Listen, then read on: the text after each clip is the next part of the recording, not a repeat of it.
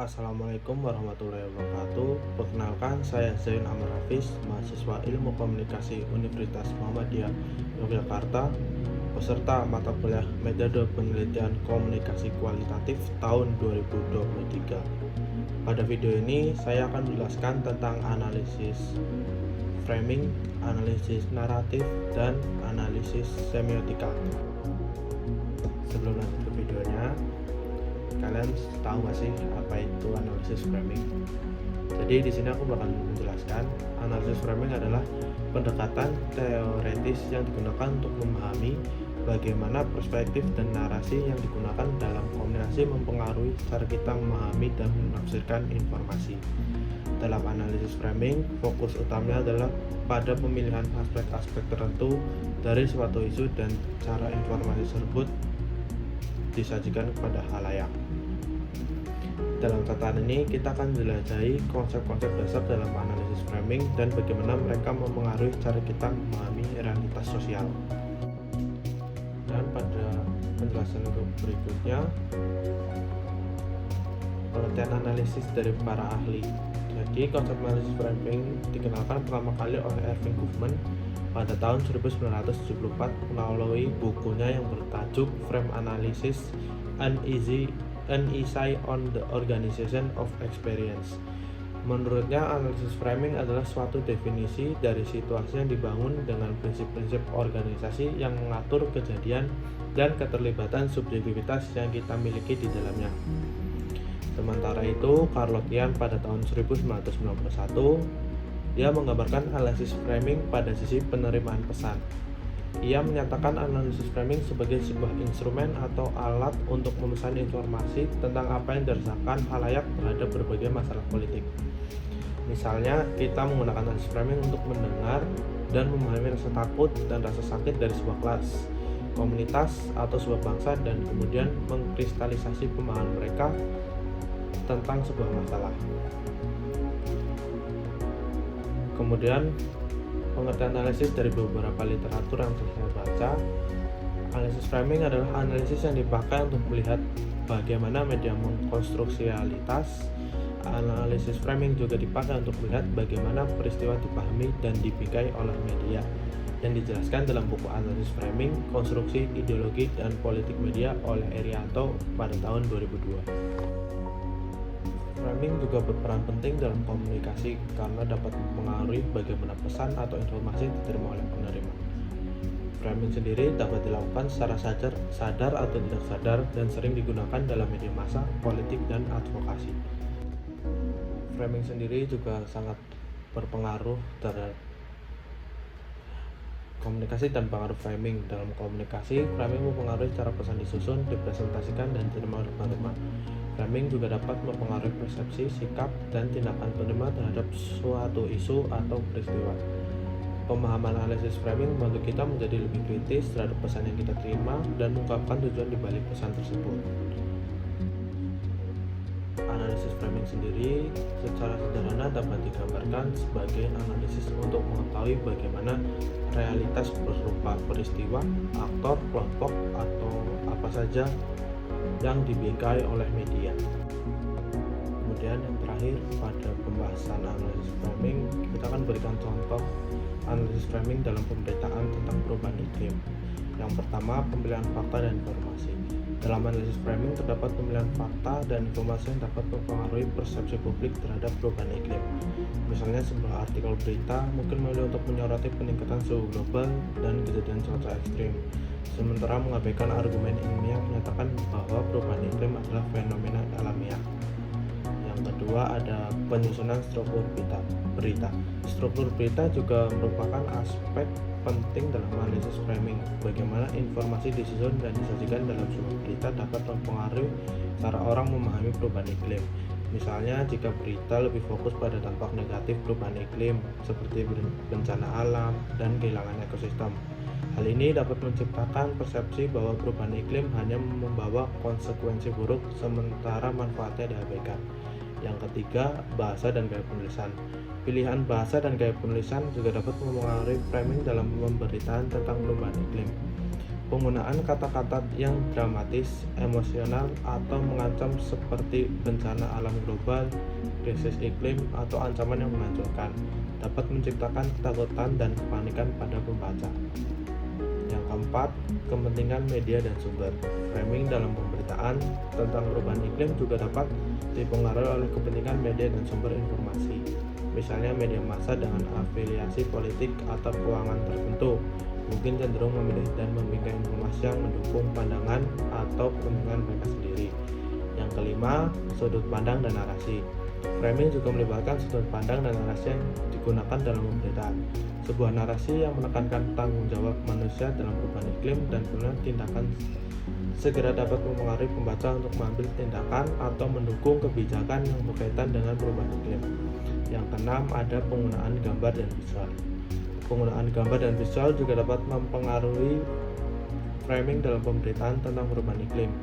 Misalnya pemilihan gambar yang menunjukkan dampak bencana alam atau penderitaan manusia dapat menciptakan emosi dan meningkatkan kepedulian terhadap perubahan iklim. Jadi analisis framing membantu kita menyadari bagaimana pesan tentang perubahan iklim dipilih, disusun, dan disajikan dalam pemberitaan media massa. Dengan pemahaman yang lebih baik tentang framing ini, kita dapat mengembangkan keterampilan kritis dalam memahami informasi tentang perubahan iklim dan mengenali potensi bias, serta tujuan di balik pesan yang disampaikan. Yang kedua, ada analisis naratif. Sebelum kita masuk ke penjelasan lebih dalam, kita bisa memahami konsep dasar dari analisis naratif sendiri. Jadi naratif di sini tidak semua informasi yang memberitahu itu bersifat naratif, tapi sebuah teks bisa dikatakan narasi apabila terdapat beberapa peristiwa atau rangkaian dari peristiwa-peristiwa. Kemudian pengertian analisis naratif adalah pendekatan yang digunakan untuk memahami struktur dan makna dalam cerita. Narasi atau cerita merupakan bentuk komunikasi yang umum digunakan dalam berbagai konteks, termasuk sastra, media, dan kehidupan sehari-hari. Dalam analisis naratif, kita mengidentifikasi unsur-unsur penting dalam cerita, melihat bagaimana cerita tersebut disusun, dan menganalisis pesan atau makna yang terkandung di dalamnya. Setelah itu ada pengertian analisis naratif menurut para ahli. Menurut Gerald Prince, analisis naratif adalah pendekatan yang mempelajari struktur dan fungsi narasi dalam karya sastra atau teks naratif lainnya. Dalam pandangan Prince, analisis naratif melibatkan identifikasi dan pemahaman tentang unsur-unsur naratif yang membentuk cerita, termasuk plot, karakter, waktu, ruang, sudut pandang narator, serta hubungan antara narator dan pembaca. Prince mengemukakan bahwa analisis naratif bertujuan untuk mengungkapkan bagaimana sebuah cerita dibangun dan bagaimana unsur-unsur tersebut saling berinteraksi untuk menciptakan pengalaman membaca kohensif. Ia mengidentifikasi 5 komponen utama dalam analisis naratif, yaitu yang pertama ada fungsi narator. Para narator dalam menyampaikan cerita dan pengaruhnya terhadap persepsi pembaca. Kedua, fokus narasi. Fokus atau pusat perhatian yang ditentukan oleh narator dalam cerita. Ketiga, waktu naratif, pengaturan waktu dalam cerita, termasuk urutan kronologis, penggunaan flashback atau flash forward, serta penghentian waktu. Keempat, ruang naratif, pengaturan ruang dalam cerita, termasuk lokasi, setting, dan perpindahan antar lokasi. Yang kelima, ada karakter tokoh-tokoh dalam cerita dan peran serta pengembangan mereka dalam alur naratif. Dalam analisis naratif, Prince juga menyoroti pentingnya memahami makna yang muncul dari struktur dan pengaturan naratif. Ia menekankan bahwa narasi bukan hanya sekedar rangkaian peristiwa, tapi juga membawa pesan, tema, dan nilai yang dapat diinterpretasikan oleh pembaca. Sedangkan menurut Gerard Genett, analisis naratif sendiri diartikan sebagai representasi dari sebuah peristiwa atau rangkaian peristiwa-peristiwa. Kemudian, naratif sendiri memiliki karakteristik. Yang pertama, terdapat rangkaian peristiwa yang jelas. Kemudian yang kedua, terdapat rangkaian atau sekuensial peristiwa tersebut tidaklah random atau acak. Yang ketiga, narasi bukanlah memindahkan peristiwa ke dalam sebuah teks cerita. Mungkin di penjelasan sebelumnya kalian sempat bertanya, apa sih plot itu dan apa sih story atau cerita itu. Jadi cerita atau story ini adalah urutan kronologis dari suatu peristiwa di mana peristiwa tersebut bisa ditampilkan dalam teks juga tidak ditampilkan dalam teks. Kemudian alur atau plot adalah apa yang ditampilkan secara eksplisit dalam sebuah teks. Yang terakhir, pada pembahasan analisis naratif ini akan menjelaskan manfaat dari analisis naratif sendiri. Yang pertama, mengungkapkan makna dan pesan. Analisis naratif membantu kita menggali makna yang dikandung dalam cerita tersebut. Yang kedua, menafsirkan konteks sosial dan budaya yang dituangkan dalam cerita atau pandangan tertentu.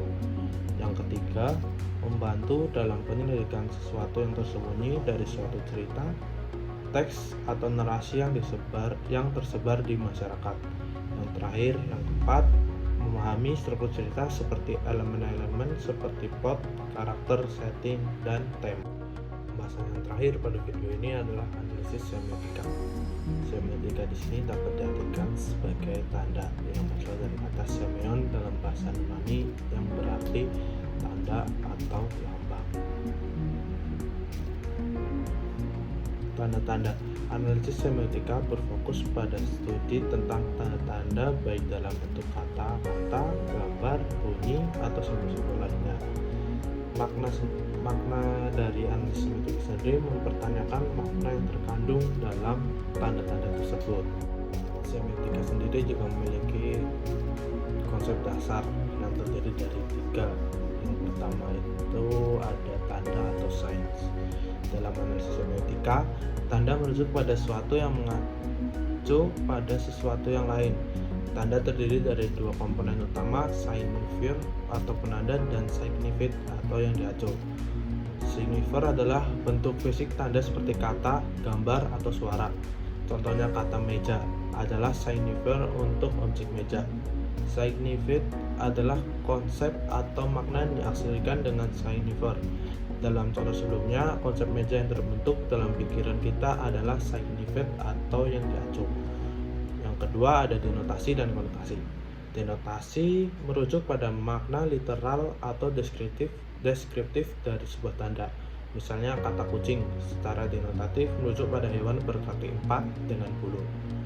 Konotasi merujuk pada makna yang lebih kompleks dan terkait dengan asosiasi, nilai, atau emosi yang terkait dengan tanda tersebut. Sebagai contoh, kucing dalam konteks tertentu dapat memiliki konotasi kelembutan, kehangatan, atau kesendirian. Yang ketiga itu ada relasi antar tanda. Dalam analisis semiotika, tanda-tanda tidak berdiri sendiri, melainkan berhubungan satu sama lain dalam suatu sistem. Relasi antar tanda dapat berupa hubungan antara konsep, pengulangan motif, atau pertentangan makna. Kemudian contoh relasi antar tanda adalah penggunaan warna merah dalam bahasa visual yang sering dikaitkan dengan peringatan atau bahaya. Ya, kemudian pengertian analisis semiotika sendiri adalah pendekatan yang digunakan untuk memahami tanda, makna, dan interpretasi dalam komunikasi. Semiotika merupakan studi tentang tanda dan sistem tanda yang melibatkan pemahaman tentang bagaimana tanda-tanda memberikan makna dan dipahami oleh penerima pesan. Dalam analisis semiotika, kita mengidentifikasi dan menganalisis tanda-tanda yang terkandung dalam komunikasi, yaitu dalam bahasa, gambar, simbol, ataupun tindakan. Kemudian kalian tahu nggak kalau semiotika ini memiliki beberapa ahli. Di antara yang pertama ada Ferdinand de Saussure. Ia merupakan seorang linguistik Swiss yang dianggap sebagai bapak semiotika modern. Konsep dasar yang dikembangkan oleh Saussure termasuk pemisahan antara signifier atau penanda dan signified atau yang diacu dalam tanda, serta peran penting bahasa dalam membangun makna. Yang kedua itu ada Charles Sanders Peirce, seorang filsuf dan logikawan Amerika Serikat yang juga berkontribusi besar dalam pengembangan semiotika. Peirce memperluas konsep semiotika ke dalam 3 jenis tanda yang berupa icon, indeks dan simbol, dan menekankan pentingnya pragmatisme dalam penentuan makna. Kemudian yang terakhir ada Roland Barthes, seorang teoretikus sastra dan budaya Prancis yang dikenal dengan pemikirannya yang mendalam tentang tanda dan simbol dalam budaya populer. Ia mengembangkan konsep seperti mitos, punggung atau stage, dan paradigma untuk memahami bagaimana makna dibangun dalam budaya. Mungkin cukup segitu aja yang dapat saya sampaikan dari analisis framing, analisis naratif, dan analisis semiotika. Semoga dapat menghibur dan bermanfaat bagi kita semua. Kurang lebihnya mohon maaf. Saya ucapkan wabillahi taufiq wal hidayah. Wassalamualaikum warahmatullahi wabarakatuh.